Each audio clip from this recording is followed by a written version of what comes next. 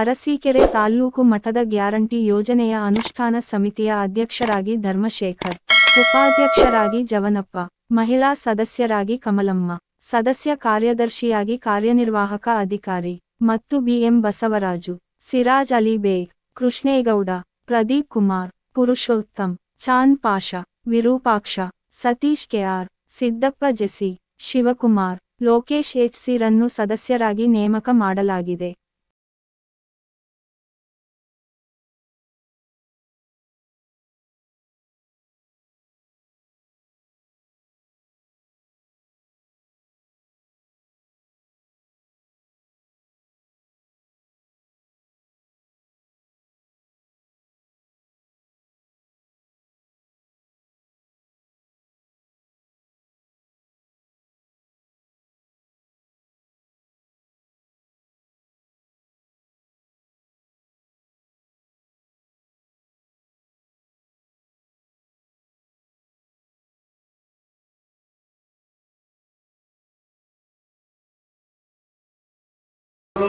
ಮತ್ತು ನೀವು ಚೋಳಪ್ಪನವರು ಎಲ್ಲ ಸೇರಿಸಿ ನಮ್ಗೆ ಜವಾಬ್ದಾರಿ ಕೊಟ್ಟಿದ್ದೀರ.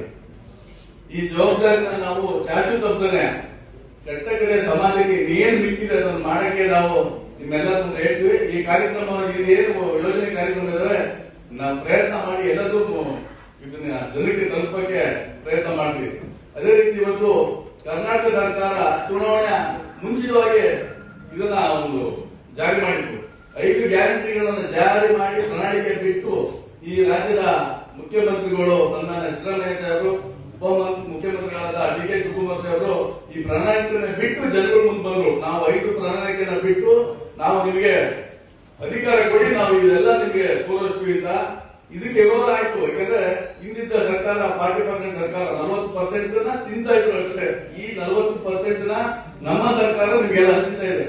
ಈ ಯೋಜನೆ ಬಿಟ್ಟಾಗ ಇದೆಲ್ಲ ಆಗುತ್ತೆ, ಈ ಯೋಜನೆ ಏನ್ ಕೊಡಕ್ಕಾಗುತ್ತೆ ಅಂತೇಳಿ ಮಾತಾಡಿದ್ರು. ಆದ್ರೆ ಈ ರಾಜ್ಯದ ಏನು ಮತ ಬಾಂಧವರು ಇದ್ದಾರೆ ಯೋಚನೆ ಮಾಡಿದ್ರು, ಹೌದು 40% ದುಡ್ಡನ್ನ ಯಾರೋ ಒಬ್ಬ ತಿನ್ನ ಬದಲು ಈ ಎಲ್ಲ ಬಡ ಕುಟುಂಬಗಳಿಗೆ, ಎಲ್ಲ ಬಿಪಿಎಲ್ ಕಾರ್ಡ್ ಇರ್ಬೋದು, ಎಲ್ಲರೂ ಎಲ್ಲರೂ ಯೋಜನೆ ಉಪಯೋಗಿಸಿದ್ದಾರೆ, ಅವರಿಗೆ ಮುಟ್ಟುತ್ತೆ ಅಂತ ಹೇಳಿ ಈ ರಾಜ್ಯದಲ್ಲಿ 135 ಸೀಟನ್ನ ಇವತ್ತು ಸಿದ್ದರಾಮಯ್ಯ ಮತ್ತು ಡಿ.ಕೆ. ಶಿವಕುಮಾರ್ ಸಾಹೇಬರಿಗೆ ಕೊಟ್ಟರು.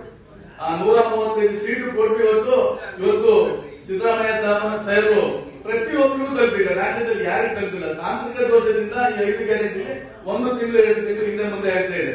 ಇವತ್ತು ಶಕ್ತಿ ಯೋಜನೆ ಮಾಡಿದಾಗ ನಿಮಗೆಲ್ಲ ಗೊತ್ತಿದೆ. ಇವತ್ತು ಎಷ್ಟೋ ಹೆಣ್ಮಕ್ಳು ದೇವಸ್ಥಾನಗಳಿಗೆ ಹೋಗಿರಲಿಲ್ಲ. ಇವತ್ತು ಧರ್ಮಸ್ಥಳಕ್ಕೆ ಇರ್ಬೋದು, ಎಲ್ಲಿಯ ಮನೆಯಿಂದ ಮನೆಗೆ ತವರು ಮನೆಗಳಿಗೆ ಹೋಗ್ಬೇಕಾದ್ರೆ ಯೋಚನೆ ಮಾಡೋದು ಈ ಶಕ್ತಿ ಯೋಜನೆಯಲ್ಲಿ ಎಷ್ಟು ಬಸ್ ಹೋಗ್ಬೇಕಾದ್ರೆ ಅದಕ್ಕೆ ಎಷ್ಟು ಪ್ರಯಾಣದ ವೆಚ್ಚ ಎಷ್ಟು ಅಂತ ಹೇಳಿ ಆ ಯೋಜನೆ ನಿಜಕ್ಕೂ ನ್ಯಾಯನೇ ಆಗುತ್ತೆ ಅಂತ ಹೇಳಕ್ಕೆ ಇಷ್ಟಪಟ್ಟ.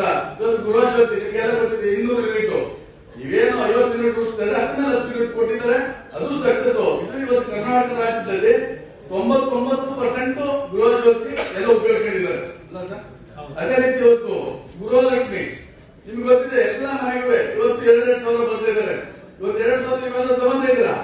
ಆದ್ರೆ ಈ ತಗೊಂಡಲ್ಲ ಫಸ್ಟ್ ವಿರೋಧ ಪಕ್ಷ ಫಸ್ಟ್ ಪಾಸ್ಪೋರ್ಟ್ ಚೆಕ್ ಮಾಡ್ತಾರೆ, ಬಂದಿರೋ ಸಿದ್ದರಾಮಯ್ಯ ದುಡ್ಡು ಅಂತ ದುಡ್ಡು ಬೈಕ್ ಬರ್ತಾರೆ ಏನಕ್ಕೆ ಬೇಕಾಗಿತ್ತು ಅಂತ. ಅವರು ಹೇಳೋದು ಅಂದ್ರೆ ಸಿದ್ದರಾಮಯ್ಯವರು ಸರ್ಕಾರ ಕೊಟ್ಟಿದೆ, ಅವರೆಷ್ಟು ಕಟ್ಬಿಟ್ಟಿದ್ರೆ ಈ ಎಲ್ಲ ಹಣವನ್ನ ಗುಡ್ಡಿಗೆ ಕೊಡ್ಬೇಕಾರೆ ಉಪಯೋಗಿಸಿದ ಮೇಲೆ ನಮ್ಮ ಸರ್ಕಾರ ನೀವು ಬೈಬಾರದು. ನೀವು ಇಲ್ಲ ಅಂದ್ರೆ ನೀವು ತಗೊಳ್ಳಬೇಡ್ರಿ. ಆ ಗೃಹಲಕ್ಷ್ಮಿ ಯೋಜನೆ ಇವತ್ತು 90.91% ಆಗಿದೆ ಅರಸೀಕೆರೆ ತಾಲೂಕಲ್ಲಿ. ಕರ್ನಾಟಕ ರಾಜ್ಯಕ್ಕಿಂತ ಜಾಸ್ತಿ ಆಗಿದೆ. ನಾವು ಅದು ಶ್ರೀನಿವಾಸ ಸಾಹೇಬರಿಗೆ ನಾವು ಅದಕ್ಕೆ ಕೃತಜ್ಞತೆ ಸಲ್ಲಿಸ್ತೀವಿ, ನಮ್ಮ ಕೆವಿ ಇಂಜಿನಿಯರ್ಗೂ ಹೇಳ್ತೀವಿ. ಯಾಕಂದ್ರೆ 742 ಇದೆ. ನನಗೆ ಸಾಹೇಬರು 3 ತಿಂಗಳು ಹೇಳಿದ್ರು ನಿನ್ನ ಇದಕ್ಕೆ ಅಧ್ಯಕ್ಷ ಮಾಡ್ತೀನಿ ಗ್ಯಾರಂಟಿ ಸಲ್ಲಿಕೆ ಅಂದಾಗ ಅವಾಗ 80% ಆಯ್ತು. ಸಾಹೇಬರು ಕೇಳಿದ್ರು 20% ಜಾಸ್ತಿ ಆಗಿದೆ. ನನಗೆ ಅಂತ ಖುಷಿ ಆಗಿದೆ. ಸುಮ್ಮನೆ ಬಂದಿದ್ದು ಬಂದವರಿಗೆಲ್ಲ ಅವ್ರು ಕೆಲಸ ಮಾಡ್ಕೊಟ್ಟಿದ್ದು ಅದಕ್ಕೆ ಇರ್ಬೋದು, ಇಲ್ಲ ಸಾಹೇಬರು ಪ್ರಯತ್ನನೋ ನಮ್ಮೆಲ್ಲ ಪ್ರಯತ್ನ ಗೊತ್ತಿಲ್ಲ. ಅದೇ ರೀತಿ ಇವತ್ತು ವಿದ್ಯಾನಿಧಿ ಎಲ್ಲರಿಗೂ ಬಂದಿದೆ, ವಿದ್ಯಾನಿಧಿ ಎಲ್ಲರಿಗೂ ಕೊಟ್ಟಿದ್ದಾರೆ. ಹೀಗೆ ಸರ್ಕಾರದ ಎಲ್ಲ ಯೋಜನೆಗಳನ್ನ ಉಪಯೋಗಿಸಲು ನೀವು ಸರ್ಕಾರನ ತೆಗೆಯಬಾರ್ದು. ಯಾಕಂದ್ರೆ ಇವತ್ತು 136 ಸೀಟ್ ತಗೊಂಡು ಸರ್ಕಾರ ನಡೆಸಿದೀವಿ. ನೀವೇನ್ ಮಾಡ್ತೀರಾ, ನೀವು ಯಾವ್ದೋ ಒಂದು ಇಟ್ಕೊಂಡ್ಬಿಟ್ಟು ಇವತ್ತು ಹಳ್ಳಸಕ್ಕೆ ಹೋಗ್ತಾರೆ. ಇವತ್ತು ಸಿದ್ದರಾಮಯ್ಯನಿಗೆ ಸಾಟಿ ಮತ್ತೆ ಯಾರು ಇಲ್ಲ. ಇವತ್ತು ಅವರು ಒಳ್ಳೆ ಸರ್ಕಾರ ಆಳ್ವಿಕೆ ಮಾಡ್ತಾ ಇದ್ದಾರೆ. ಅದೇ ರೀತಿ ನಾಯ್ತು ಸನ್ಮಾನ್ಯ ಶಿವಲಿಂಗಿ ಅವರ ಶ್ರೀಗರಿ ಬಂದಾಗ ನಿಮ್ಗೆಲ್ಲ ಗೊತ್ತಿದೆ, ಅಷ್ಟೇ ಬಂದಾಗ ಸಾವಿರಾರು ದೇವಾಲಯಗಳು ಕೇಳ್ತಿದ್ವು. ಅವನೇನು ಅವಾಗ ದುಡ್ಡು ಕೊಡ್ರಿ, ನಿಮ್ಮನ್ನ ಎಣ್ಣೆ ಕೊಡ್ತಿದ್ದ ನಾವೇನು ಅವ್ರು ಕೇಳ್ತಿಲ್ಲ. ಊರಲ್ಲಿ ದೇವಾಲಯಗಳು ಕಟ್ಕೊಡ್ರಿ ಅಂತ ನಾವು ಅವ್ರು ಕೇಳ್ತಾ ಇದ್ದು. ಇವತ್ತು ತಾಲೂಕಲ್ಲಿ ಹೆಚ್ಚು ಕಮ್ಮಿ 1,500-2,000 ದೇವಾಲಯಗಳು ಸಣ್ಣ ಪುಟ್ಟ ಕಟ್ಕೊಂಡಿದ್ದಾರೆ ಸನ್ಮಾನ್ಯ ಶಿವಲಿಂಗೇಗೌಡರು. ಯಾಕೆಂದ್ರೆ ಅದಕ್ಕೆ ಆ ಪರಮಾತ್ಮ ಅವ್ರನ್ನ ಈ ಮಟ್ಟಿಗೆ 4 ಬಾರಿ ಅವ್ರನ್ನ ಆಯ್ಕೆ ಮಾಡಿದ್ದಾರೆ ಅಂದ್ರೆ ಅವರ ಒಂದು ಕಾರ್ಯವೈಖರ್ಯದಿಂದ. ಅದೇ ರೀತಿ ಇವತ್ತು ಮಕ್ಕಳಿಗೆ ಎಜುಕೇಶನ್ ಮಾಡಬೇಕು ಅಂದ್ರೆ ಹಳ್ಳಿನ ಓದಬೇಕು. ಮುರಾರ್ಜಿ ಶಾಲೆಯಲ್ಲಿ 5,000 6,000 ಮಕ್ಕಳು ಓದ್ತಾರೆ. ಇವತ್ತು ಕೆಳಗೆ ಬಂದಿದೆ ಮುರಾರ್ಜಿ ಶಾಲೆಗೆ ಮರ್ತಿರ್ತೀವಿ ನಾವೆಲ್ಲಿ ಕೇಳ್ತೀವಿ ಅಲ್ಲೇ ಬಿಟ್ಟು 6,000 ಮಕ್ಕಳು ಇವತ್ತು ವಿದ್ಯಾಭ್ಯಾಸ ಮಾಡ್ತಿದ್ದೇವೆ. ಅದನ್ನ ತಾಲೂಕಿನ ಮೂಲೆಗಳು ಮುರಾರ್ಜಿ ಶಾಲೆ ಕಟ್ಕೊಂಡಿದ್ದಾರೆ. ಅದಾಯ್ತು. ಇವತ್ತು ಇಂಜಿನಿಯರಿಂಗ್ ಕಾಲೇಜು ವಿರೋಧ ಇವತ್ತು ಇಂಜಿನಿಯರಿಂಗ್ ಕಾಲೇಜ್ ಪ್ರಕಾರ ಕುಮಾರಣ್ಣ ಸರ್ಕಾರ ಇತ್ತು. ಅವತ್ತು ಅವ್ರು ಹೇಳಿದ್ರು ಮಿನಿಸ್ಟರ್ ಕೊಡೋಣ ಇಂಜಿನಿಯರಿಂಗ್ ಕಾಲೇಜ್ ಕೊಡ ಅಂತ. ಆ ಮಿನಿಸ್ಟರ್ಗೆ ನನಗೆ ಬೇಡ, ಅರಸೀಕೆರೆ ತಾಲೂಕಿಗೆ ಬಡ ವಿದ್ಯಾರ್ಥಿಗಳು ಇದ್ದಾರೆ, ಇಂಜಿನಿಯರಿಂಗ್ ಕಾಲೇಜ್ ಹಾಕಲೇಬೇಕು ಅಂತ ಅರಸೀಕೆರೆ ಒಂದು ಇಂಜಿನಿಯರಿಂಗ್ ಕಾಲೇಜ್ ತಮ್ಮರು ಕೆಲವೇ ದಿನಗಳಲ್ಲಿ ಉದ್ಘಾಟನೆ ಆಗುತ್ತೆ. ಇವತ್ತು ಪಾಲಿಟೆಕ್ನಿಕ್ ಕಾಲೇಜುಗಳು ನರ್ಸಿಂಗ್ ಕಾಲೇಜ್ ತರಬೇಕು ಅವ್ರ ಆಸೆ ಇದೆ, ಅದು ಆಗುತ್ತೆ. ಇವತ್ತು ಎಲ್ಲ ನಾವೊಂದು ಹಿಂದೆ ನೋಡಿಲ್ಲ ಬರಗಾಲ ನಾವೆಲ್ಲ ಹೆಣ್ಮಕ್ಳು ನಾವೆಲ್ಲ ಇದಕ್ಕೆ ಹೋಗಿದ್ವಿ ಗಾರ್ಮೆಂಟ್ಸ್ಗೆ ಅಂತ. ಯಾಕಪ್ಪ ಅಂದ್ರೆ ಏನು ಸರ್ಕಾರ ಒಂದು ವರ್ಷದೊಳಗೆ ಏನು ಆಶ್ವಾಸನೆಗಳನ್ನ ಕೊಟ್ಟಿದ್ರು, ಆ ಆಶ್ವಾಸನೆಗಳನ್ನ ಸರ್ಕಾರ ಈಡೇರಿಸಿದೆ. ಅದು ಫಲಾನುಭವಿಗಳಿಗೂ ತಲುಪಿದೆ. ಯಾರಿಗಪ್ಪ ಜಾಸ್ತಿ ತಲುಪಿದೆ ಅಂದ್ರೆ ವಿರೋಧ ಪಕ್ಷದವರು ಐಎಸ್ಟಿ ಬೆನಿಫಿಟ್ ಅನ್ನು ತಗೊಂಡಿದ್ದಾರೆ. ನಮ್ಮ ಪಕ್ಷದವರಿಗೆ ಬಹಳ ಕಮ್ಮಿ ಅಂತ ಮಟ್ಟದಲ್ಲಿ ತಲುಪಿದೆ. ಯಾವ ಉದ್ದೇಶದಿಂದ ಈಗ ಈ ಸಮಿತಿಗಳನ್ನ ನಮ್ಮ ಶಾಸಕರು ನೇಮಕ ಮಾಡಿದ್ದಾರೆ. ಸರ್ಕಾರ ಉದ್ದೇಶಪಟ್ಟು ಇದನ್ನ ಅನುಷ್ಠಾನಕ್ಕೆ ತಂದಿದ್ದಾರೆ. ನಿಮ್ಮ ಜವಾಬ್ದಾರಿ ಏನಪ್ಪಾ ಅಂದ್ರೆ ಯಾರ್ಯಾರಿಗೆ ನಮ್ಮ ಹಳ್ಳಿಗಳಲ್ಲಿ ಈಗ ಹೆಚ್ಚು ಕಡಿಮೆ 2 ಪಂಚಾಯತ್ 3 ಪಂಚಾಯತ್ ಒಬ್ಬರು ಸದಸ್ಯರಿದ್ದೀರಾ. ನೀವು ಪಂಚಾಯತ್ಗಳಿಗೆ ಹೋಗ್ಬೇಕು, ಯಾರ್ಯಾರಿಗೆ ತಲುಪಿಲ್ಲ ಇದನ್ನ ನೀವು ಮಾಡಬೇಕು. ಸರ್ ನೀವು ಹೇಳಿಲ್ಲ ಶಾಸಕರು ನಾವು ಮಾಡಿಲ್ಲ ಅಂತ ಜವಾಬ್ದಾರಿ ತಪ್ಪಿಸಬೇಡಿ. ದಯವಿಟ್ಟು ನಿಮ್ದೇ ಜವಾಬ್ದಾರಿ ಇದು. ಶಾಸಕರ ಮೇಲೆ ಆಗ ಬಿಡ್ಬೇಕು. ನಾವಿನ ಮೇಲೆ ನಿಮ್ಮೆಲ್ಲ ಜವಾಬ್ದಾರಿ ಕೊಟ್ಟಿದ್ದಾರೆ. ನೀವು ಹಳ್ಳಿಗೆ ಪಂಚಾಯತ್ಗಳಿಗೆ ಹೋಗಿ ಪಂಚಾಯತ್ ಮೆಂಬರ್ಗಳು ಇರ್ತಾರೆ, ಅವ್ರನ್ನ ಕರೆಸಿ, ನಮ್ಮ ಕಾರ್ಯಕರ್ತರನ್ನ ಕರೆಸಿ ಕೇಳ್ಕೊಳ್ಳಿ ಏನಪ್ಪಾ ಯಾರಿಗೆ ತಲುಪಿಲ್ಲ ಈ ಕಾರ್ಯಕ್ರಮ ಅನ್ನೋದನ್ನ ಫಸ್ಟ್ ನಾವು ಮಾಡಬೇಕಾಗಿದೆ. ಜನಗಳಿಗೆ ಬೇಜಾರ ಆಗಿರ್ಬೋದು, ನಮ್ಮ ಸರ್ಕಾರ ಅದಾಗಿಲ್ಲ ಇದಾಗಿಲ್ಲ ಅಂತ ಎಲ್ಲದನ್ನು ಶಾಸಕರು ತಲುಪಿಸಿದ್ದಾರೆ. ಅದನ್ನ ನಾವು ಪಡ್ಕೋಬೇಕಾದ್ರೆ ನಮ್ಮ ಜವಾಬ್ದಾರಿ ಜೊತೆಗೆ ನಮ್ಮನ್ನ ಮೆಂಬರ್ಗಳು ಮಾಡಿದ್ದಾರೆ. ಈಗ ನಮ್ಮ ಜವಾಬ್ದಾರಿ ಮೆಂಬರ್ಗಳಿಗಿದೆ. ಈಗ ಕೆಡಿಪಿ ಅವರು ಇರ್ಬೋದು, ತಾಲೂಕು ಸಮಿತಿಯವರು ಇರ್ಬೋದು, ಎಲ್ಲಾ 5 ಅನುಷ್ಠಾನಗಳನ್ನ ನಿಮ್ಮ ಜವಾಬ್ದಾರಿ ಯಾರಿಗೆ ತಲುಪಿಲ್ಲ ನೀವು ಪಂಚಾಯತ್ಗಳಿಗೆ ಹೋಗಿ ದಯಮಾಡಿ ಈ ಕಾರ್ಯಕ್ರಮಗಳನ್ನ ನಾವು ತಲುಪಿಸಿ ಅಂತ ಹೇಳೋಕೆ ಇಷ್ಟಪಡ್ತೇನೆ. ಏನಿಲ್ಲ ನಮ್ಮ ಕಾರ್ಯಕ್ರಮ ಏನು ಶಾಸಕರಿಗೆ ಗೊತ್ತಿದೆ, ಅವ್ರ ತಂದೆ ತಲುಪಿಸ್ತಾರೆ. ನೀರಿರ್ಬಹುದು ಎಲ್ಲದನ್ನೇ ಅದನ್ನ ಅವ್ರಿಗೇನು ಹೇಳಬೇಕಾದಿಲ್ಲ ಅಂತ ಹೇಳ್ತಾ ಈ ಸಂದರ್ಭದಲ್ಲಿ ನಮ್ಮನ್ನು ಕರೆಸಿ ಇದೆಯಲ್ಲ ಅವರಿಗೆ ಬಾಧ್ಯತೆ ಕೊಡಲ್ಲ, ನಿಮ್ಗೆ ಯಾರು ಭಯ ಇಲ್ಲ. ಅವ್ರೇನ್ ಮಾಡ್ತಾ ಇದ್ದಾರೆ, ಆಯ್ತು 3 ತಿಂಗಳು ಲೋಕಾಯುಕ್ತಕ್ಕೆ ಬೆಂಕಿ ಕೊಡ್ತಾರೆ. ಆಯ್ತು ತನಿಖೆ ಮಾಡಿ, ತನಿಖೆಯಲ್ಲಿ ಶುರುವಾದ್ರೂ ನಾವು ರಾಜೀನಾಮೆ ಕೊಡ್ತೀನಿ ಬೇಕಾದ್ರೆ ಅಂತೇಳಿ ಅವ್ರು ಹೇಳಿದ್ರು. ತನಿಖೆ ಆಗೋದಕ್ಕೆ ಮುಂಚಿತವಾಗಿ ಏನ್ ಮಾಡಿದ್ರು, ಇಡಿ ಕಟ್ಟಬಂದ್ರು. ಇಡಿ ಅಂದ್ರೆ ಇಡಿ ಅಂತ ಇಡೀ ಜಾಗದ ಇಡಿ ಕರೆಯುವ ಕಾಯ್ತಿಲ್ಲ. ಅದು ಇಡಿ ಕೇಂದ್ರ ಸರ್ಕಾರದ ಇಡಿ. ಅದು ಸಾಮಾನ್ಯವಾದ ಇಡಿ ಅಲ್ಲ, ಯಾವ ಬೇಕಾದ್ರೆ ಎಲ್ಬೇಕಾದ್ರೂ ಹೋಗ್ತಾರೆ ಅಂತ ಇಡಿ. ಅದರೊಳಗೆ ಏನಾರ ಮಾಡಿ ಸಿದ್ದರಾಮಯ್ಯ ಸಿಗಿಸ್ಬೇಕು ಅಂತ ಹೇಳಿ ಮಾಡಿ ಅದಕ್ಕೆ ಸಿದ್ದರಾಮಯ್ಯ ಏನ್ ಮಾಡಿದ, ಅದಕ್ಕೆ ಏನಿದೆ ಕಾನೂನು ಯಾವುದೇ ಒಂದು ಕರ್ನಾಟಕ ಸರ್ಕಾರಕ್ಕೆ ಅನ್ಯಾಯ ಆಗಿದೆ, ಸರ್ಕಾರಕ್ಕೆ ಆ ಅನ್ಯಾಯದ ಹೊರನ್ನ ವಿಚಾರಣೆ ಮಾಡ್ತಕ್ಕಂಥದ್ದು. ಈಗ ಅದಕ್ಕೆ ಅವ್ರೇನ್ ಹೇಳಿದ್ರು, ವಿಚಾರಣೆ ಹೇಳಿ ಸಿದ್ದರಾಮಯ್ಯ ತಪ್ಪಿತಸ್ಥರು ಅಂತ ಅವತ್ತು ಹೇಳಿ. ಆದ್ರೆ ಇಡೀ ಬರೋದು ಅವರು ಕೊಡತಕ್ಕಂತ ಚಿತ್ರಹಿಂಸೆಗಳು ಅದನ್ನ ತಪ್ಪಿಸ್ಕೊಳ್ಳಕ್ಕೆ ಇವತ್ತು ಒಬ್ಬನು ಮನನೊಂದು ಇವತ್ತು ಆ ಸೈಟ್ಗಳನ್ನ ನನಗೆ ಬೇಡ ಅಂತ ಬರ್ಬೋದು.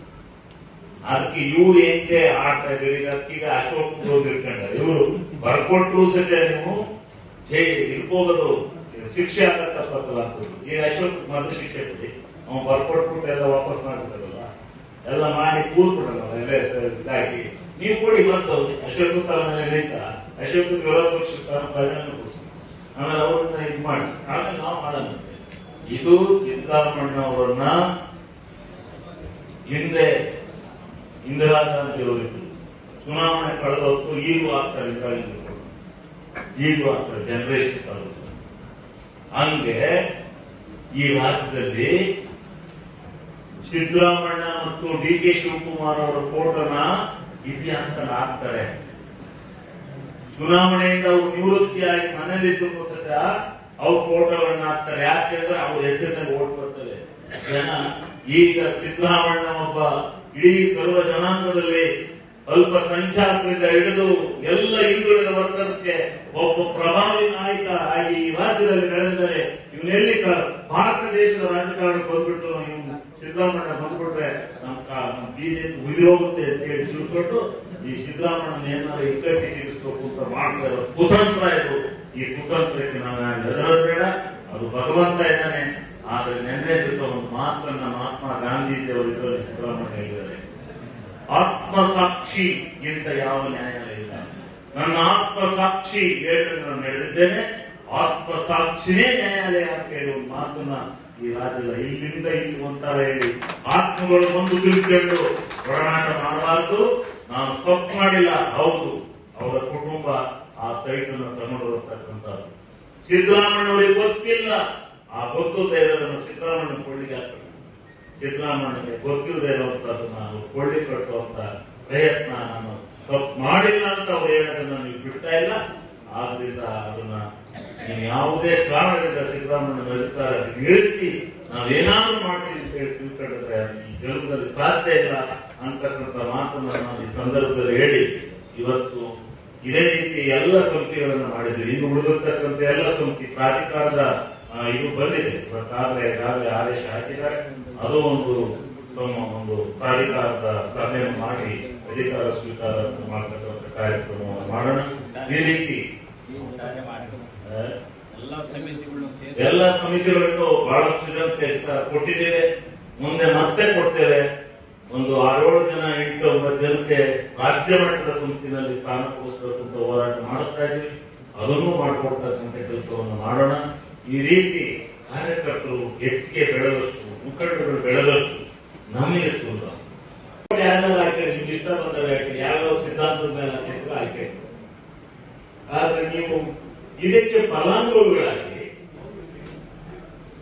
ಇದರ ಸವಲತ್ತನ್ನ ಸ್ವೀಕಾರ ಮಾಡಿ ಬೀದಿ ನಿಲ್ಕೊಂಡು ಯಾಕೆ ಚಿಂತೆ ಮಾಡ್ತೀರಿ? ನಿಮ್ಗೆ ಇಂಟ್ರೆಸ್ಟ್ ಇರ್ತಾನೆ. ನಾನು ಈ ಗ್ಯಾರಂಟಿಯನ್ನ ಈಗಿಂದ ಈಗಲೇ ತ್ಯಾಜ್ಯ ಮಾಡ್ತಾ ಇದ್ದೀನಿ, ನಾನು ವಾಪಸ್ ಕೊಡ್ತಾ ಇದ್ದೀನಿ ಅಂತ ಹೇಳುವಂತ ತಾಕತ್ತಿದೆ ಇದಕ್ಕೆ.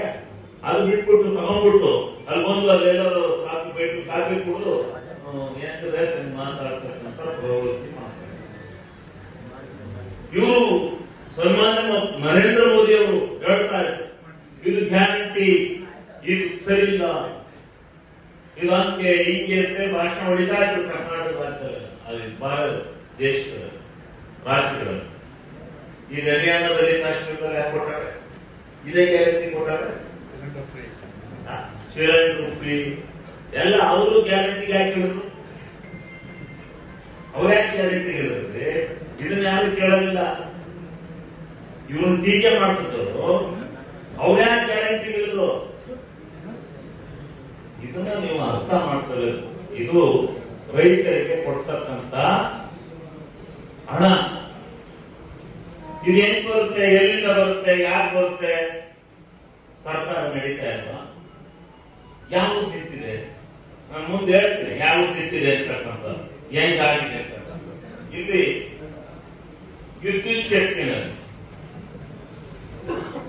88,214 ಜನ ಒಟ್ಟು ಗೃಹ ಬಳಕೆಯನ್ನು ಮಾಡತಕ್ಕಂಥವ್ರು ಇದ್ದಾರೆ ಅರಸೀಕೆರೆ ತಾಲೂಕು.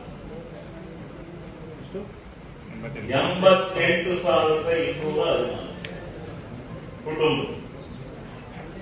ಅದರಲ್ಲಿ ಇವತ್ತು ಗ್ರಾಹಕರುಗಳ ಸಂಖ್ಯೆ, ಒಟ್ಟು ತಗೋತಾ ಇರ್ತಕ್ಕಂಥ ಗ್ರಾಹಕರುಗಳ ಸಂಖ್ಯೆ 83,307 ಜನ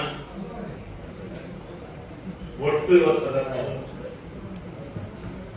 ಹಿಂಗೆ ಉಳ್ಕೊಂಡವ್ರು ಎಷ್ಟು ಜನ ಅಂತ ಲೆಕ್ಕ. ಅವ್ರು ಯಾರೋ ದೊಡ್ಡ ದೊಡ್ಡ ಈ ಫ್ಯಾಕ್ಟ್ರಿಗಳು ಅವು ಇವು ಇಟ್ಕೊಂಡು ಅಂತ ಜನ ಇದ್ದಾರೆ, ಅವ್ರು ತಗೊಂಡಿದೆ ಅಷ್ಟೇ. ಈ ಬಾಕಿ ಎಲ್ಲ 83,000 ಜನ ತಗೋತಾ ಇದ್ದಾರೆ. 99 ಈಗ 383 ಜನ ಮಾತ್ರ ಬಾಕಿ ಬಿಡ. 99% ಇವತ್ತು ತಗೋತಾ ಇದ್ದಾರೆ, ಉಪಯೋಗಿಸ್ತಾ ಇದ್ದಾರೆ. ಯಾರು ಕರೆಂಟ್ ಚಾರ್ಜ್ ಅನ್ನ ಕೊಡ್ತಾ ಇಲ್ಲ. ಇಷ್ಟು ಜನಕ್ಕೂ ಕರೆಂಟ್ ಚಾರ್ಜ್ ಫ್ರೀ ಆಗಿದೆ. ಮತ್ತೆ ಪುಕ್ಕಟ್ಟೆ ಭಾಷಣ ಇದೆಲ್ಲ ಸರ್ಕಾರ ಹೊಡಿತಾ ಇದ್ದಾರೆ ಬಂದ ಮತ್ತೆ ಕೊಡ್ಬೇಕು ಅಂತ ಏನಾದ್ರು ಇದ್ರೆ ನಮ್ಗೆ ಬೇಡಪ್ಪ ಇದು ಅಂತಕ್ಕಂಥ ಟೋಟಲಿ 23-24ರಲ್ಲಿ ಎಷ್ಟಿದು ಆಗಸ್ಟ್ ಎಷ್ಟು ಖರ್ಚಾಯಿತು 31,46 ಲಕ್ಷ ರೂಪಾಯಿ ಹಣ ಇವತ್ತು ತಾಲೂಕಿಗೆ ಖರ್ಚಾಯಿತು. ಇದು ರೈತರಿಗೆ ಹೋದಂತ ಹಣ ಅಲ್ವಾ? ಯಾರಿಗಾದ್ರೂ ಕೊಡ್ತಿದ್ರಲ್ವಾ? 31 ಕೋಟಿ ಕಟ್ತಿದ್ರಲ್ರಿ, ಇವತ್ತು ಕೊಡ್ತಾ ಇಲ್ವಲ್ಲ? ಯೋಚನೆ ಮಾಡ್ಬೇಕಾದ್ರೆ ನೀವು ಯೋಚನೆ ಮಾಡ್ತಕ್ಕಂಥ ಸಾಮರ್ಥ್ಯ ಇಲ್ಲ. ಈ ಮಾಧ್ಯಮದ ಸಾಕ್ಷಿ ಹಿಂದೆ ಕುಡಿಯೋದಕ್ಕೆ ಫ್ಲೋರೈಡ್ ನೀರಿರಲಿಲ್ಲ, ಅಂಚೆ ಕೊಪ್ಪಳಿಂದ ಕುತ್ಕೊಂಡು ನೀರು ಕುಡಿತಾ ಇತ್ತು, ಯಾವುದೋ ಒಂದು ಬೋರ್ವೆಲ್ ನೀರು. ಅದು ಇವತ್ತು ಅಂತ ಒಂದು ಸಾಧನೆ ಮಾಡಿ ಇಡೀ ಅರಸೀಕೆರೆ ನಗರಕ್ಕೆ ಹೇಮಾವತಿಯಿಂದ ನೀರನ್ನು ತಂದುಕೊಡ್ತಾರೆ ಯಾರು ಅಂತ ಆ ಪುಣ್ಯಾತ್ಮ ಪ್ರಶ್ನೆ ಮಾಡ್ತಾರೆ. ಆ ಪುಣ್ಯಾತ್ಮ ಹೇಳ್ತಾನೆ ಶಿವಲಿಂಗ ಏನು ಮಾಡಿಲ್ಲ ಅಂತ. ಆ ಪುಣ್ಯಾತ್ಮನಿಗೆ ನೀವು ಪ್ರಶ್ನೆ ಮಾಡೋಕೆ ಯಾರಪ್ಪ ಫಂಕ್ಷನ್ ಯಾರು ಏನ್ ಹೇಳಿದ್ರು ಬಂದಂತ ಹೋರಾಟ. ಸುರೇಶ್ ಕುಮಾರ್ ಗೌರ್ಮೆಂಟ್ ಫೀಲ್ಡ್ ಅಲ್ಲಿ ಚಪ್ರಾತಿ ಹೇಳಿದ್ರು, ತ್ರಿವಿಕ್ರಮನಂತೆ ಹೋರಾಟ ಮಾಡಿ ನನ್ನ ಹತ್ರ ಈ ಯೋಜನೆಯನ್ನು ಸ್ಯಾಂಕ್ಷನ್ ಮಾಡಿಸಿಕೊಂಡು ಹೇಳೋದು ಮಾಡ್ತಿದ್ದೀರಾ ನೀವು? ಪತ್ರಿಕೆಯರು ಏನು ಪತ್ರಿಕೆಯವ್ರೆ, ನೀವೇ ಹೇಳೋದಕ್ಕೆ ಉತ್ತರ ನಾವ್ ಹೇಳಕ್ಕಾಗ್ತಲ್ಲ, ಒಟ್ಟಿಬೇಕು ಮಾಡಿರತಕ್ಕಂಥ ಅವ್ರು ಕೆಲಸ ಮಾಡಿಲ್ಲ ಅಂತ ಹೇಳಿದ್ರೆ ನಾಚಿಕೆ ಆಗಲ್ಲ.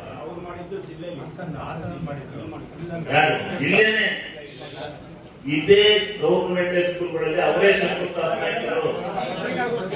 ಅದೇ ಪ್ರೆಸ್ ಅಲ್ಮಾಡಿನಲ್ಲಿ ಹಾಕ್ತಾರೆ ಅಲ್ಮಾಡಿನ ಎಲ್ಲೋ ಹೋಟೆಲ್ ಗಿರಾಕಿ ಅಲ್ಲೋ ಪ್ರೆಸ್ ಸ್ಟೇಟ್ಮೆಂಟ್ ಮಾಡಿದ್ರು.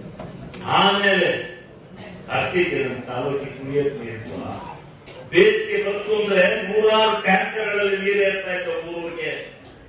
100 ಎಷ್ಟು ಒಂದ್ಸರಿ 500 ಟ್ಯಾಂಕರ್ ನೀರು ಏರ್ತಕ್ಕಂಥ ಇತಿಹಾಸ ಇದೆ. ಒಂದೊಂದು ಊರಿಗೊಂದೊಂದು ಟ್ಯಾಂಕರ್ ಆ ತರ ನೀರು ಹೊಡಿತಾ ಇದ್ದಂತ ಪರಿಸ್ಥಿತಿನಲ್ಲಿ ಇವತ್ತು 150 ಕಿಲೋಮೀಟರ್ ದೂರದಿಂದ ಹೇಮಾವತಿ ನದಿಯಿಂದ ನೀರು ತಂದು ಕೊಟ್ಟಿರ್ತಕ್ಕಂಥವ್ರು ಯಾರು ಹೋರಾಟ? ಇದೇ ಸಿದ್ದರಾಮಯ್ಯ, ಇದೇ ದೇವೇಗೌಡರು, ಇದೇ ಇವರೆಲ್ಲ ಕೂತ್ಕೊಂಡು ಶಂಕುಸ್ಥಾಪನೆ ಮಾಡಿದ್ರೆ ಏನ್ ಹೇಳೋದು? ಓಪನ್ ಇದೆಲ್ಲ ನಿಮಗೆ ಗೊತ್ತಿಲ್ವಾ? ಇದೆಲ್ಲ ಆಗಿರ್ತಕ್ಕಂಥ ಕೆಲಸ ಗೊತ್ತಿಲ್ವಾ? ಅರಸೀಕೆರೆ ನಗರದಲ್ಲಿ ತಿರುಗಾಡುತ್ತಾರೆ ಈಗ. ಇವತ್ತು ಏನಾಗಿದೆ ಅರಸೀಕೆರೆ ನಗರದಲ್ಲಿ ಒಂದು ಗುಂಡಿ ತೋರಿಸಿ ಅರಸೀಕೆರೆ ನಗರದಲ್ಲಿ, ಅರಸೀಕೆರೆ ತಾಲೂಕು ಒಂದು ಗುಂಡಿ ತೋರಿಸ್ರಿ ಯಾವ್ದಾರ ರೋಡಲ್ಲಿ, ಯಾವ ಊರಿಗೆ ಕಾಂಕ್ರೀಟ್, ಊರಿಗೆ ರಸ್ತೆ, ಇದನ್ನೆಲ್ಲ ಮಾಡಿಸ್ತಕ್ಕಂಥವ್ರು ಯಾರು? ಪೂರ್ವಾಂಬುದಿಯಲ್ಲಿ ಸೂರ್ಯ ಹುಟ್ಟುವುದು ಎಷ್ಟೋ ಸತ್ಯವೋ ಅಷ್ಟೇ ಸತ್ಯ ಈ ಅರಸೀಕೆರೆ ತಾಲೂಕಿಗೆ ಯಾವುದೇ ನೀರಾವರಿ ಬರೋದಿಲ್ಲ ಅಂತಕ್ಕಂಥ ಮಾತನ್ನ ಕಣ್ಕಟ್ಟಲ್ಲಿ ಹೇಳ್ತಾರೆ. ಯಾರು ಮೈಲಾರಪ್ಪನವರೇ, ನಿಮ್ ಹೆಂಡತಿ ಆ ಮಾತಿಗೆ ಪೊಲೀಸರು ಯಾರು ಮೈಲಾರಪ್ಪನವರೇ?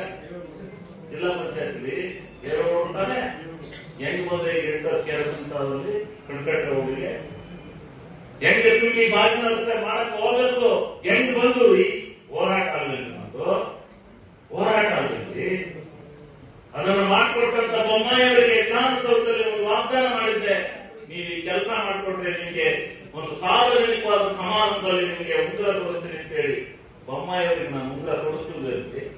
ಬೊಮ್ಮಾಯಿಯವರ ಬಹಳ ಒಂದು ಜಗದ್ಗುರುಗಳ ಎಲೆನಲ್ಲಿ ಇದು ತೋರಿಸಿದ್ವ, ಕಣ್ಕಟ್ಟ ಹೋಗಿ ನೀರು ತರಲಿಲ್ವಾ? ಅದೆಲ್ಲ ಸಾಲದು ಅಂತ ಹೇಳಿ ಇವತ್ತು 1100 ಅಡಿ ಆಳದಲ್ಲಿರ್ತಕ್ಕಂಥ ನೀರನ್ನ ಈ ಭಾಗಕ್ಕೆ ಎತ್ತಿ ಆದ್ರಿಂದ ಕಣಕಟ್ಟೆ ಹೋಬಳಿಗೆ ಎಲ್ಲ ಇಡೀ ಅರಸೀಕೆರೆ ತಾಲೂಕಿನ ಎಲ್ಲ ಸಮಗ್ರ ಕೆರೆಗಳಿಗೆ ಎತ್ತಿನ ನೀರನ್ನ ಓಪನ್ ಮಾಡಿರೋದು ನಾಚಿಕೆ ಆಗಲ್ಲ ನಿಮ್ಗೆ? ಏನು ಶಿವಲಿಂಗ ಅವರು ಮಾಡಿಲ್ಲ ಅಂತ ಹೇಳಿದ್ರೆ ನಾಚಿಕೆ ಆಗಲ್ಲ ನಿಮ್ಗೆ? ಯಾರು ಇಂಜಿನಿಯರಿಂಗ್ ಕಾಲೇಜ್ ತಂದರು, ಯಾರು ಪಾಲಿಟೆಕ್ನಿಕ್ ಕಾಲೇಜ್ ತಂದರು? ಏನು ಮಾಡತಕ್ಕಂತ ಏನ್ ಚಾನಲ್ಲೇ ಬರೋದಿಲ್ಲ ಅರಸೀಕೆರೆಗೆ ಎತ್ತಿದ್ರಲ್ಲ, ಚಾನಲ್ ಏನ್ ಬರ್ತೀವಿ? ಎಷ್ಟು ಇವೆಲ್ಲ ಯೋಜನೆಗಳಲ್ಲ. ಏನು ಹೋಗಿ ಶಿವನಿಗೆ ಅವರ ಬೆಟ್ಟ ಯಾರ ಒಂದು ಚೀಮಾರಿ ಹಾಕ್ಸ್ಕೊಂಡಿದ್ರಿ ನಾಚಿಕೆ ಆಗೋದು ಹೋಗಿ ಗೃಹಲಕ್ಷ್ಮಿ ಯೋಜನೆ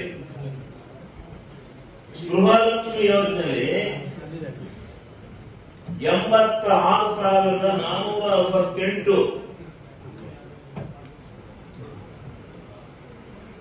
ಅದರಲ್ಲಿ 82,638 ಜನಕ್ಕೆ ಈಗಾಗಲೇ ದುಡ್ಡು ಹೋಗ್ತಾ ಇದೆ. 99.1% ನೀವು ಉಳ್ಕೊಂಡು ನಮ್ಮ ಸದಸ್ಯರಿಗೆಲ್ಲ 9% ಮಾಡಬೇಕು. ಈ ರೀತಿ ಇರ್ತಕ್ಕಂಥ ಹಣನ ಇದನ್ನೆಲ್ಲ ನಾವು ಖರ್ಚು ಮಾಡಿ ಪ್ರತಿಯೊಬ್ಬರಿಗೂ ಪಾವತಿ ಮಾಡಿದ್ರೆ ನೀವು ಎಷ್ಟು ಹಣನ ಕರ್ನಾಟಕ ಎಷ್ಟು ಹಣ ಒಟ್ಟು ತಿಂಗಳಿಗೆ ಕೊಡ್ಬೋದು? 14,37,84,000 ರೂಪಾಯಿ ಒಂದು ತಿಂಗಳು ಹೋಗ್ತಾ ಇರೋದು. ಇದುವರೆಗೆ ಹಾಕಿರೋ ಹಣ 1,31,2,31,2,2 ಲಕ್ಷ 131 ಕೋಟಿ ಹಣವನ್ನ ಇದುವರೆಗೆ ಅರಸೀಕೆರೆ ತಾಲೂಕಿನಲ್ಲಿ ಇದುವರೆಗೆ ಕೊಟ್ಟಿದ್ದಾರೆ. ಇನ್ನು 3 ತಿಂಗಳು ಬಾಕಿ ಇದೆ. ಇದನ್ನ ಅರ್ಥ ಮಾಡ್ಕೋಬೇಕು ಈ ಕುಟುಂಬ ಸದಸ್ಯರುಗಳು. ಆಯ್ತು, ಎಲ್ಲ ಹೆಚ್ಚಿಗೆ ಮಾಡಿದ್ರು, ರೈತರಿಗೆ ಬೆನಿಫಿಟ್ ಕೊಟ್ಟಿದ್ದಾರೆ. ಎಷ್ಟು ಮಾಡಿದ್ರು ಪುಣ್ಯಾತ್ಮ ಅಂತ ಕರಿಬೇಕಾಗುತ್ತೆ. ಗೊಬ್ಬರದ ರೇಟ್ ಎಷ್ಟು ಮಾಡಿದ್ರು, ಎಷ್ಟಿತ್ತು ಯೂರಿಯಾ ಬೆಲೆ, ಗ್ಯಾಸ್ ಬೆಲೆ ಎಷ್ಟಿತ್ತು, ಅಲ್ಲಿ ಕೂತ್ಕೊಂಡು ಹೊಗಳ್ತಾರಲ್ಲ ಇದು ಎಷ್ಟಿತ್ತು ಗ್ಯಾಸ್ ಬೆಲೆ? 400 ಚಿಲ್ಲರೆ ಇದ್ದಂತ ಗ್ಯಾಸ್ ನ 1,100 ರೂಪಾಯಿ ತಗೊಂಡೋಗಿದ್ರೆ ನಾಚಿಕೆ ಆಗಲ್ಲ ನನಗೆ. ಬಂದಲ್ಲಿ ಏನೋ ಉದ್ದುದ್ದ ಭಾಷಣ ಮಾಡಿದ್ದಾರೆ ನಮ್ಮ ಸರ್ಕಾರದಲ್ಲಿ, ರೈತರನ್ನ ಬಹಳ ಇದು ಮಾಡಿದ್ದಾರೆ. ನಾಚಿಕೆ ಆಗಬೇಕು ಇವರಿಗೆ. ಗೊಬ್ಬರ ಇವತ್ತು ಜನ ಗೊಬ್ಬರ ಕೇಳ್ರಿ, ಗೊಬ್ಬರ ದುಡ್ಡು ಬರಲ್ಲ ಅಂತ ರಾಜ್ಯ ಹಾಕಕ್ಕೆ ಹೇಳ್ಬಿಟ್ಟಿದ್ದಾರೆ. ನಾನು 2-3 ಜನ ವಿಚಾರಿಸಿದೆ, ಯಾವ ಪುರಾಣ ಗೊಬ್ಬರ ದುಡ್ಡ ಬರುತ್ತಲ್ಲ, ಅದನ್ನ ಯಾಕೆ ಹಾಕ್ಬೇಕು? 1,000 ರೂಪಾಯಿ 2 ಚೀಲ ಗೊಬ್ಬರ ಬೇಕಣ್ಣ, 1,500 ರೂಪಾಯಿ 2 ಚೀಲ ಗೊಬ್ಬರ ಹಾಕ್ಬೇಕಣ್ಣ. 2 ಚೀಲ ಗೊಬ್ಬರ 3,000, ಟ್ಯಾಕ್ಟರ್ದು ಅದು ಇದು ಎಲ್ಲ ಸೇರಿದೆ 5,000 ಆಗುತ್ತೆ. 5,000 ರೂಪಾಯಿ ರಾಗಿ ಬರೋದು ಸುಸ್ತಾನ ಅಪ್ಪು ಮಾಡೋದಕ್ಕೆ ಎಲ್ಲ ಇವತ್ತು ಬಹಳ ಕಷ್ಟ ಐತಣ. ಯಾಕೆ ಹಾಕ್ಬೇಕಣ, ಎಲ್ಲ ಹಾಡ್ಬಿಟ್ಟಿರುತ್ತೆ ಅನ್ನೋ ಸ್ಟೇಜ್ ಬಂದು ಇವತ್ತು ಅರಸೀಕೆರೆ ತಾಲೂಕಿನಲ್ಲಿ 35% ಜನ ಚಿತ್ರೆ ಮಾಡಿಲ್ಲ, ಖಾಲಿ ಬಿಟ್ಟಿದ್ದಾರೆ ಜಾಗನ. ಏನ್ ಮಾಡಿರುತ್ತೆ ನೀವು ರೈತರಿಗೆ?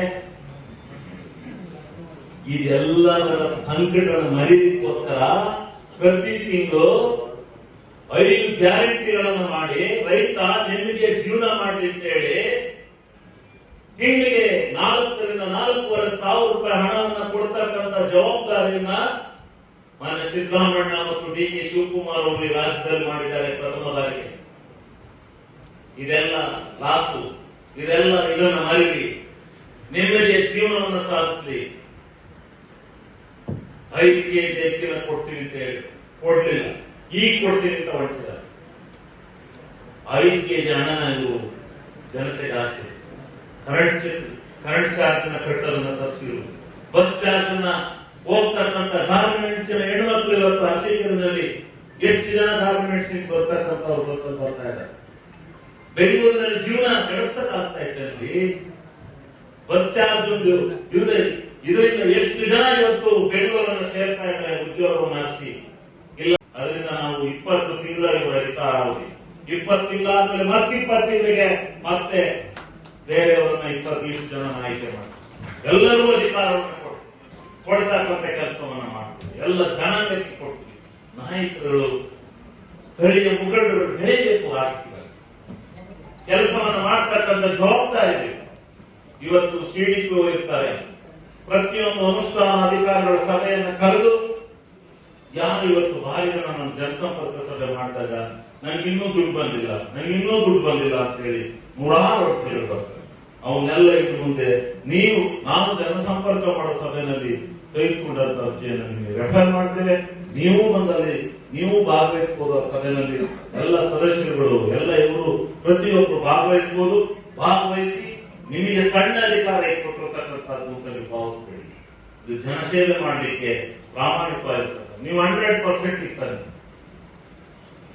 ಸಿದ್ದರಾಮಯ್ಯ ಕರ್ಕೊಡೆ ಸನ್ಮಾನ ಮಾಡಿಸ್ತೀವಿ ನೋಡಿ, ನಾವು 100% ಮಾಡಿದೀವಿ.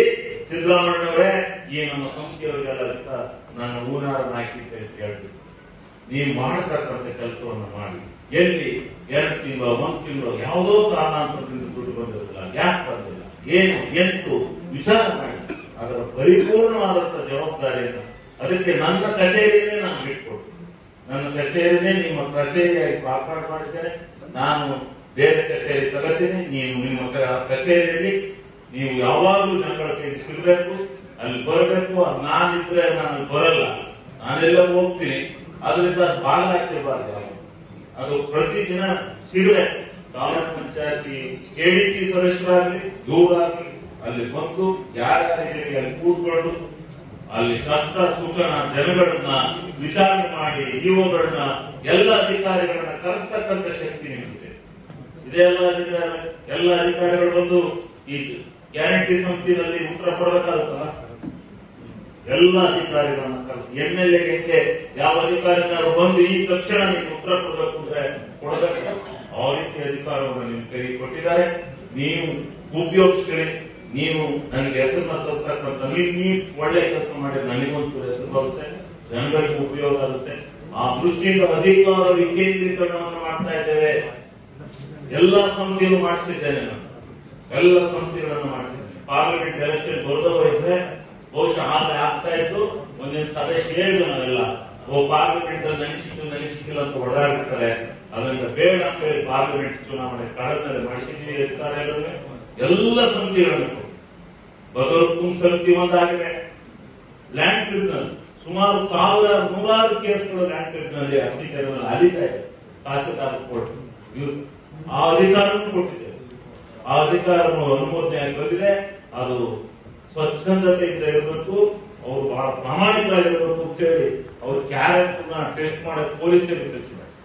ಇನ್ಯಾರ್ಯಾರೋ ಕೊಟ್ಬಿಟ್ರೆ ಅಂತ ಸರ್ಕಾರ, ನಾನಂತ ಕೊಡೋದಿಲ್ಲ, ಯಾರು ಪ್ರಾಮಾಣಿಕರಿರ್ತಾರೆ ಅಂತರ್ನೇ ಗುರುತಿಸಿ ಕೊಟ್ಟಿದ್ದೇವೆ. ಅಂತ ಒಂದು ಸಮಿತಿ ಅದು ಇದೆ. ತಾಲೂಕ್ ಕೆಡಿಪಿನಲ್ಲಿ ಇವತ್ತು ತಾಲೂಕ್ ಪಂಚಾಯತಿ ಅಧಿಕಾರವಿಲ್ಲ.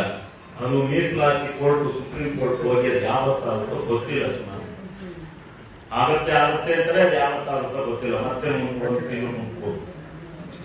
ಅಂತ ಸಂದರ್ಭದಲ್ಲಿ ನಾನು 3 ತಿಂಗಳಿಗೊಮ್ಮೆ ಸಭೆ ಕರೀತೀನಿ, ಬೇಕಾದ್ರೆ 2 ತಿಂಗಳಿಗೆ ಸಭೆ ಕರೀತೀನಿ.